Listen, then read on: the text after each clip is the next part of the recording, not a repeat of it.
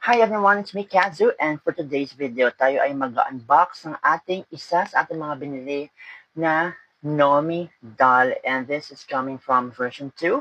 And so sa mga hindi nakakaalam, ako ay meron ng version 2 na si Anemone. And for today's episode, tayo ay mag-unbox na isa sa ating mga characters from version 2. So ito na ang ating box.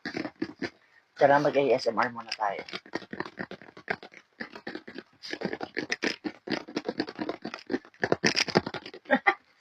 Anyway, ito na ang ating mahiwagang, how do you call this one?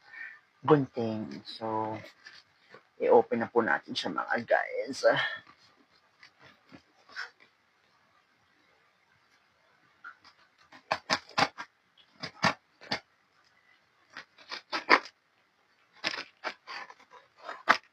Okay. Later, tingnan natin kung pwede ko pakita yung yung aking si Anemone. So, si Anemone is ginagamit ko siya kapag ako ay umaalis.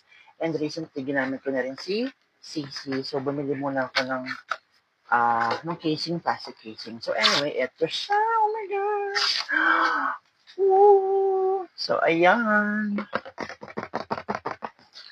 Oh my gosh. Okay. So, ito lang aking information. Kineso. So, ayan. OMG. Super cute. OMG. So, my God. OMG, OMG, OMG, OMG, OMG, OMG, OMG.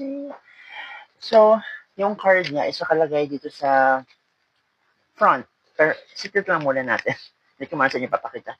But anyway, unsealed na siya. So, hindi ko alam kung yung mismong foil niya is unsealed na din ba or what? Or sealed pa. Hindi ako sure. But so anyway, nakuha ko to sa isang murang halaga sa isang mabait na seller. So, eto siya. Super cute. Anyway, look at the packaging, guys. It's so cute. It's giving cuteness overload. So,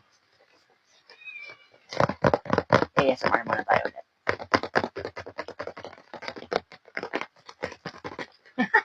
Anyway, so, i-open na natin siya. Okay. Wait lang guys, ang init kasi. Wait lang. So, ito na po siya, mga guys. OMG! Wait lang.